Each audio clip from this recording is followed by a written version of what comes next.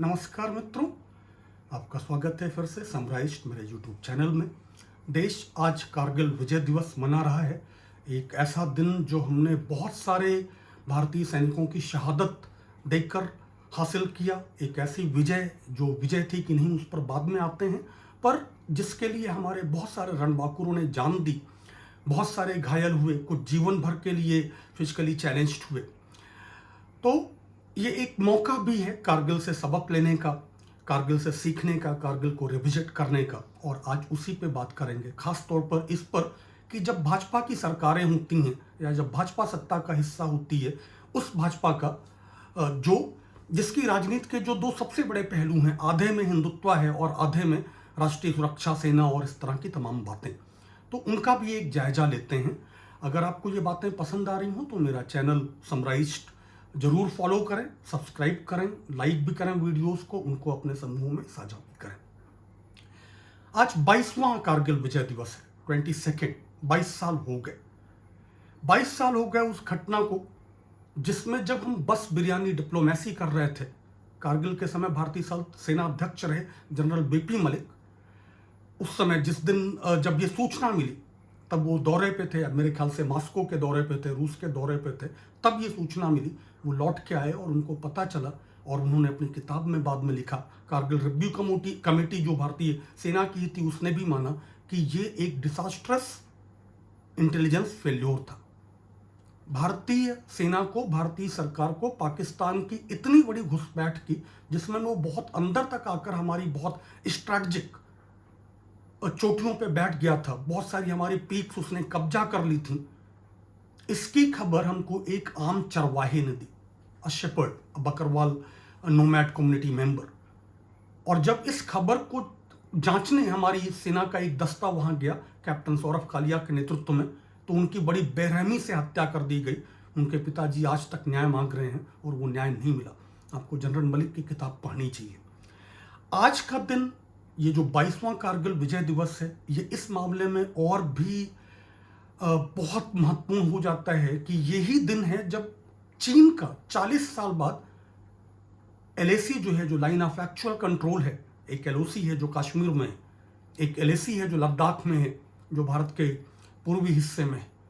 और वहां पे 40 साल से जो एक स्थिति बनी हुई थी, कि स्टेटस को बना हुआ था, उसको तोड़ के पिछले साल जून 2020 में पीएलए ने घुसपैठ की।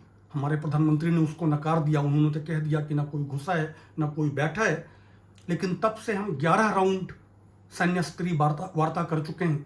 तब से India and China have engaged in 1500 plus hotline messages. 1500 से ज्यादा संदेश इधर से उधर, उधर से इधर आए। अगर कोई घुसा नहीं था तो मुझे लगता है कि ऐसा तो हो नहीं रहा होगा कि ये कोई मौसम का हाल समझने की बात हो। लेकिन उस घुसपैठ में भी एक बहुत महत्वपूर्ण खबर आज आई है, इंडियन एक्सप्रेस से लेकर के तमाम ऐसे मीडिया ने जिसने ऋण पूरी नहीं बेची है, बेची तो इंडियन एक्सप्रेस ने भी। They have carried out a story, a disasters story, एक भयावह खबर, that China has again encroached into Dungchok area, और वहां पे उसने टेंट पिच कर लिए हैं, वो बैठ गया है। ये 50,000 से ज्यादा ट्रूप्स दोनों तरफ डिप्लॉय होने की बात है। तो देश जिस दिन कारगिल विजय दिवस मना रहा है, उस दिन भी बीते 1 साल से चीन हमारी सीमा में घुसा बैठा है और देश का राजनीतिक नेतृत्व इस बारे में बात तक नहीं करता। एस जयशंकर जब कहीं विदेश यात्रा पे जाते हैं तो साइड लाइन्स पे चाइना के लोगों से चाइनीज अधिकारियों से मिलते हैं, मंत्रियों से मिलते हैं और बोलते हैं तमाम कुछ, डेस्केलेशन होना चाहिए, सब होना चाहिए। लेकिन जो ग्राउंड रियलिटी है, जो छन के आती रहती है, वो आज भी आई है। भाजपा सरकारों के दौर में राष्ट्रीय सुरक्षा पे इससे बड़ी टिप्पणी शायद संभव नहीं। फ्रॉम कारगिल टू गलवान, भारत ने 1962 में जो हार हुई चीन से युद्ध में, उसके बाद कभी भी रणनीतिक पराजय नहीं उसको मिली थी। This happens only during BJP governments, and why you must think about that. Intelligence failure था कारगिल। उसके 1 साल पहले से ज्यादा से सत्ता में अटल बिहारी वाजपेयी थे, बस बिरयानी डिप्लोमेसी कर रहे थे, लाहौर जाके लौटे थे ठीक पहले उसके, और बदले में हमें कारगिल मिला। गलवान देखें, आदरणीय प्रधानमंत्री नरेंद्र मोदी जी बीते 6 साल में 18 बार जिनपिंग से, चीन के राष्ट्रपति जी जिनपिंग से मिले, 18 टाइम्स। 2 बार उन्होंने बाकायदा भारत बुलाया है। एक बार साबरमती के किनारे वो झूला झूले, बहुत अच्छा फोटो आप था। उसके बाद मामल्लपुरम में भारतीय जनता को उन्होंने उनके जिनपिंग साहब के मुखौटे पहना के बैठाए। और हासिल क्या हुआ? यहां भी एक इंटेलिजेंस फेल्योर था। हम में से किसी को यह अंदेशा तक नहीं था कि पीएलए ऐसा कुछ प्लान कर रहा है। लेकिन भारत का इतिहास यही इतिहास नहीं। और देखें, यही संघी खेमा खास तौर पर प्रधानमंत्री नेहरू पे लगाता है, लेकिन वहां से शुरू करके तमाम आरोप लगाता है। इंदिरा गांधी जी पे वो नहीं बोल पाता है। लेकिन हम देखें कि इस भारत का दूसरा इतिहास क्या है, उस भारत का जिसमें भाजपा ने भारत के लिए कुछ नहीं जीता है। कारगिल भी हम उसको विजय कहते हैं, ये झूठ है, ये फरेब। 527 हमारे सैनिक ऑफिशियली शहीद हुए। आज राष्ट्रपति कोविंद को 559 दिए जलाने थे। मुझे ये समझ में नहीं आया। 1300 से ज्यादा हमारे सैनिक घायल हुए, बुरी तरह से घायल हुए। उनमें से कुछ जीवन भर के लिए अपंग हो गए। मैं दिव्यांग शब्द का इस्तेमाल नहीं करता, शब्द बदल देने से सच नहीं बदलते। लेकिन क्या इसके पहले भी हमारा कोई इतिहास है? इसके पहले का भी हमारा इतिहास ये कि नेहरू जी ने, मैं जानबूझ के हैदराबाद और जूनागढ़ की बात नहीं कर रहा हूं, एक तो तब पटेल जी थे, तो संघी खेमा इसको दूसरी तरह से ले उड़ेगा। और दूसरी तरफ पटेल जी का होना एक तरफ है, दूसरी तरफ यह है कि ये भारत के अंदर के हिस्से थे, लैंड लॉक्ड थे, इनके हर तरफ भारत था। तो मैं इनको छोड़ देता हूं। लेकिन नेहरू जी ने यूरोपियन ताकत पुर्तगाल पे सैन्य कार्रवाई करके गोवा आजाद कराया था। आप में से तमाम लोग तो ये बात भूल गए होंगे। कांग्रेस अपनी तरफ का इतिहास पढ़ाने में बहुत नाकाम रही, उसे नहीं आता।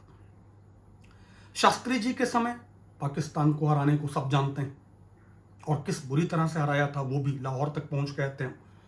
शास्त्री जी को पूछते हुए ये लोग ये नहीं बताते कि हम लाहौर से पीछे क्यों हटे। ये सवाल ये इंदिरा गांधी से पूछने लगते हैं, इसका आरोप नेहरू पर लगाने लगते हैं। लेकिन तब प्रधानमंत्री शास्त्री जी थे, जिनका कथित तौर पे भाजपा का नेतृत्व सम्मान करता है। मोदी जी बनारस जब जाते थे, जब चुनाव लड़ने जाते हैं, तब उनके घर जाते हैं। कम से कम लाहौर से पीछे हटने का निर्णय उनका था। खैर, इंदिरा जी के पास आए। सिक्किम की एक कहानी है, वो कहानी आज बताने का समय नहीं है, वो एक लंबी कहानी है। लेकिन सिक्किम के जो राजा की पत्नी थी, वो अमेरिकी मूल की थी, अमेरिका की नागरिक थी पहले, और उनके वहां आने के समय तक सिक्किम भारत का प्रोटेक्टोरेट था। जैसे भूटान है कि अगर उनके ऊपर कोई हमला करता है, वो आजाद देश है, लेकिन वो विदेश नीति में हम उनके साथ, वो हमारी मानेंगे, और रक्षा में हम उनके साथ रहेंगे। जब ये स्थिति बदलने लगी तो वहां की जनता और वहां के राजनीतिक नेतृत्व के आह्वान पर इंदिरा जी ने सेना भेज के सिक्किम को भारत में एनेक्स किया। नाथुला में चीन ने एक बार, दूसरी बार कोशिश की, उसके बारे में पढ़िएगा। राजीव जी द्वारा ऑपरेशन मेघदूत भारत के सैन्य इतिहास के सबसे गर्वीले पलों में से एक है। इंदिरा जी का मैं 1971 तो भूल ही गया, बांग्लादेश, क्योंकि वो सब जानते हैं।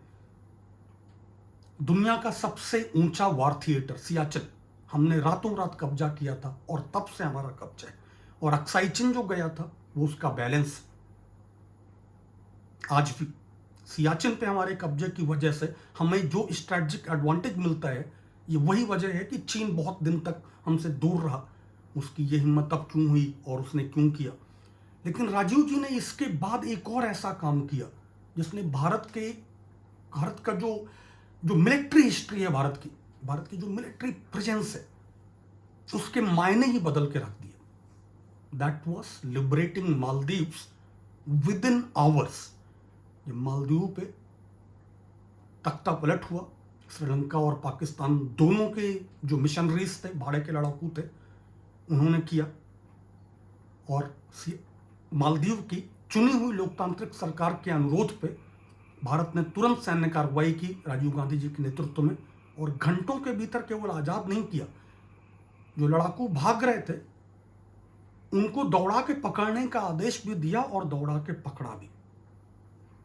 इनमें से किसी ने कभी नहीं बोला कि ना कोई घुसा है, ना कोई घुसा था, ना किसी का कोई कब्जा है। शुक्र है कि जिन्होंने बोला उन्होंने ये नहीं जोड़ दिया कि जो सैनिक हमारे शहीद हुए 40 साल में पहली बार उन्होंने आत्महत्या कर ली, 45 साल में दरअसल 1975 से लेकर के भारत चीन सीमा पर कोई भी गोली नहीं चली थी। डोकलाम के समय भी वैसे हुआ तो डोकलाम भी इन्हीं के समय था। खैर, कारगिल युद्ध पर लौटते हैं। कारगिल युद्ध क्या था? आप में से बहुतों को आश्चर्य होगा कि कारगिल युद्ध दरअसल युद्ध भी नहीं था। In military and diplomatic vocabulary they called it and insisted that it is an operation. जैसे ऑपरेशन ब्लू स्टार था, जैसे ऑपरेशन थंडरबर्ड था, जैसे उल्फा के खिलाफ जो चलाया गया ऑपरेशन था। एक ऐसा युद्ध जिसमें हमारे 527 और अगर आज के दिए से देखें तो 559 हमारे सैनिक शहीद हो गए, 1300 से ज़्यादा हमारे सैनिक घायल हुए, गंभीर रूप से घायल हुए। वो युद्ध नहीं था। That was a मियर operation for BJP lead NDA government. Vajpayee सरकार की इतनी भी हिम्मत नहीं हुई कि उसको कारगिल कह सके। अमेरिका चच्चा नाराज हो जाते, बाद में वो हटे भी उन्हीं के कहने पे। अभी मैंने जिक्र किया था जनरल बीपी मलिक का, जिन्होंने अपनी किताब में कहा कि ये बहुत बड़ी खुफिया विफलता थी, और उन्होंने आगे जोड़ा था कि जो राजनीतिक नेतृत्व है भाजपा और वाजपेयी बहुत संकुचित नीति अपना रहे थे। खुद वाजपेयी का जो बार बार ये बयान देना था कि हम किसी हाल में वास्तविक नियंत्रण रेखा पार नहीं करेंगे, we will not cross the line of control in any condition, ये हमारे सैनिकों के लिए, हमारी सेना के लिए मनोबल को बहुत तोड़ने वाला था। और अंत में जनरल बीपी मलिक ने जब सीधा ऐतराज किया, तब वाजपेयी जी के सलाहकार ब्रजेश मिश्रा को एक टीवी चैनल पे आके बोलना पड़ा कि हमारी आज की स्थिति है कि हम एलओसी क्रॉस नहीं करेंगे, but we don't know what happens tomorrow. और तब जाके थोड़ी सी स्थिति ठीक हुई थी। जनरल बीपी मलिक की किताब के साथ आज ही उन्होंने एक इंटरव्यू दिया है, आज माने आज 26 मई 2021 को, on the 22nd Kargil victory day. उसे पढ़िए, उन्होंने कई और परतें उघाड़ दी। जनरल मलिक चाहते थे कि भारत ने कारगिल के दौरान जो पाकिस्तानी लाइन ऑफ कंट्रोल के पाकिस्तान की तरफ पड़ने वाले कुछ हिस्से छीन लिए थे, वो रखे जाएं, जिससे सीज फायर में उनका और बेहतर तरीके से इस्तेमाल नहीं हो सके। Vajpayee ji dared not to this. Vajpayee ji की हिम्मत नहीं हुई कि वो ये करें। दावे अपनी जगह होते हैं, असल हिम्मत और होती है। एक दूसरी बात और जो इससे भी ज्यादा महत्वपूर्ण, कि जनरल बीपी मलिक ने अपनी किताब में भी बहुत साफ साफ लिखा है, और वो कहते भी रहे हैं कि नवाज शरीफ को सब पता था, पाकिस्तान के प्रधानमंत्री नवाज शरीफ को यह सब पता था। भारतीय सेना ने बहुत सारे ऐसे कम्युनिकेशंस इंटरसेप्ट किए थे जिसमें नवाज शरीफ खुद अपने सैनिक कमांडरों से बात कर रहे थे। माफ करें, जनरल बीपी मलिक ने साफ साफ लिखा है कि परवेज मुशर्रफ ने, द देन थल सेना अध्यक्ष परवेज मुशर्रफ ने पाकिस्तान के नवाज शरीफ को बाकायदा ब्रीफ किया था। और इसके बावजूद वाजपेयी जी, न केवल वाजपेयी जी, दो कारगिल होने के बाद वाजपेयी जी ने पाकिस्तान का दौरा किया सार्क के नाम पे। ये कैसी राजनीति है मैं नहीं जानता। मोदी जी प्रधानमंत्री हैं, उनको भी तो ब्रीफ किया गया होगा। जनरल बीपी मलिक की किताब के बारे में उनको बताया गया होगा, कारगिल रिव्यू कमेटी के बारे में उनको बताया गया होगा। पर उन्होंने भी ना केवल अपने शपथ ग्रहण में नवाज शरीफ को बुलाया, द देन प्राइम मिनिस्टर, और उसके बाद मोदी जी के समय के भी प्राइम मिनिस्टर, ना केवल अपने शपथ ग्रहण समारोह में बुलाया, बल्कि कथित रूप में analysed just like out of the cuff diplomatic initiative, एक अनप्लान्ड विजिट पे वो कहीं से लौटते हुए नवाज शरीफ जी के घर में एक निजी समारोह में भी शामिल होने चले गए। वाजपेयी जी का ये दावा हो सकता था, बाद में वो कह देते कि मतलब मलिक जी की किताब बाद में आई, हमने पहले तो उन्होंने हमको पहले नहीं बताया, जबकि ऐसा होता नहीं। आर्मी ब्रीफ करती है और बाकायदा हाईएस्ट लेवल पर ब्रीफ करती है, तो ऐसा संभव नहीं है कि उन्हें ना पता हो। लेकिन प्रधानमंत्री मोदी जी को तो पता था कि नवाज शरीफ की भूमिका थी। फिर अपने शपथ ग्रहण में बुलाना और बाद में उनके यहाँ बिना बुलाए पहुंच जाना, ये किस किस्म की डिप्लोमेसी है, ये किस किस्म का राष्ट्रवाद है, मुझे नहीं पता। ये भी बहुत दिलचस्प है। वाजपेयी जी जब लाहौर गए बस में बैठ के, तो वापसी में क्या लाए? लाहौर यात्रा के ठीक बाद कारगिल घुसपैठ हुई। एक्चुअली उस समय जब लाहौर जा रहे थे तो कारगिल में घुसपैठ हो रही थी। जब मोदी जी बिना बुलाए at least as claimed by both parties, तो पठानकोट हमले की तैयारी हो रही थी, जो भारतीय वायुसेना के किसी भी अड्डे पर अब तक का पहला और इकलौता हमला है। ड्रोन हमले भी इन्हीं के दौर में शुरू हुए हैं, वो दूसरी बात है। क्यों किया इन दोनों ने? मुझे एक ही कारण लगता है, स्टेट्समैन होने की चाह जो है। नेहरू स्टेट्समैन थे, इंदिरा स्टेट्समैन थी। भारत 1947 में आजाद होता है और 4 साल के बाद वो कोरिया में, अमेरिका साउथ कोरिया एक तरफ ग्रुप, चाइना नॉर्थ कोरिया एक तरफ ग्रुप के बीच में आर्मिस्टिस मॉनिटर करता है। भारत 1954 में वियतनाम में फ्रेंच कॉलोनियल फोर्सेस और वियतकॉन्ग, हो ची मिन्ह के नेतृत्व में जो फोर्सेस हैं, उनमें आर्मिस्टिस मॉनिटर करता है, ट्रांसफर ऑफ पावर मॉनिटर करता है। एक कल का आजाद हुआ देश, कैसा नेता रहा होगा? तो उसके जैसा आप उसको पब्लिक में जो भी कहें, बनने की ख्वाहिश तो होती।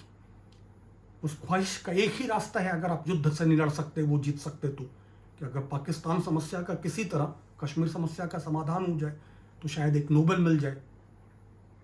इस देश में तो इस दुनिया में कैसे कैसों को मिले हैं, फिलिस्तीन विवाद में ही आप देख लें।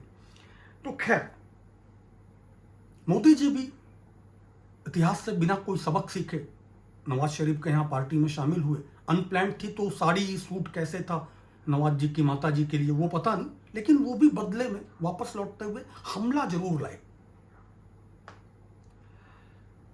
उसके बाद भी हमले कम नहीं हुए, उड़ी हुआ। भारत के सैन्य इतिहास में पहला जो सबसे बड़ा रेजिमेंट मुख्यालय पे हमला, भारत के इतिहास में सबसे पहला एयरफोर्स के किसी बेस पे हमला, और फिर पुलवामा, और वहां भी इंटेलिजेंस फेल्योर था। आप केवल इंटेलिजेंस फेल्योर्स की कतारें देखते रहिए। विपक्ष में रहते हुए मोदी जी चीन को भी लाल लाल आंखें दिखाने की बात करते थे। अमित शाह जी का मुझे एक बयान याद है कि जब मोदी जी सत्ता में आएंगे तो घुसपैठ उधर से इधर नहीं होगी, भारतीय सेना इधर से लाहौर जाएगी। अभी तो ड्रोन्स भी आ रहे हैं, घुसपैठ भी हो रही है, और हमने अभी तक पाकिस्तान से राजनीतिक संबंध भी नहीं तोड़े हैं। ये असलियत, this is the reality of diplomatic world.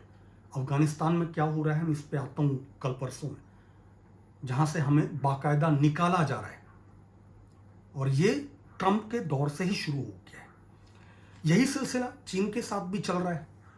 मैंने कहा था कारगिल से गलवान तक, और अब ये जाएगा अफगानिस्तान तक। 6 साल में जिनपिंग से 18 बार मिलने के, 5 बार पर्सनल मीटिंग्स के, मामल्लपुरम में झींगा खिलाने के ठीक बाद अगर गलवान हो जाता है, तो सुरक्षा नीति और विदेश नीति दोनों पे जो सवाल उठते हैं, 11 चरण की सैन्य high level military command level बातचीत के बाद भी अगर मामला नहीं सुलझा है, और आज कारगिल विजय दिवस, 22वें कारगिल विजय दिवस के दिन देमचौक में चीनी सेना के पीएलए के घुसपैठ करके टेंट लगाने की बात आती है, तो ये बहुत गंभीर मामला है। This is a definite proof of the complete failure of BJP lead governments.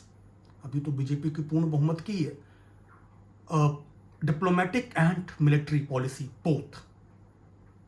खैर, कारगिल के उन 559 शहीदों के साथ साथ 1378 जो घायल हुए, उन सबको नमन, उन सबको सलाम। देश बेहतर हाथों में रहे, देश की सुरक्षा बेहतर हाथों में रहे, किसी भी विजय दिवस के लिए हमें किसी अपने सैनिक की आहुति ना देनी पड़े। इसी के साथ अगर आपको, मैं फिर से अपील करता हूं कि चैनल को सब्सक्राइब करें, फॉलो करें, लाइक करें, वीडियोस को साझा करें।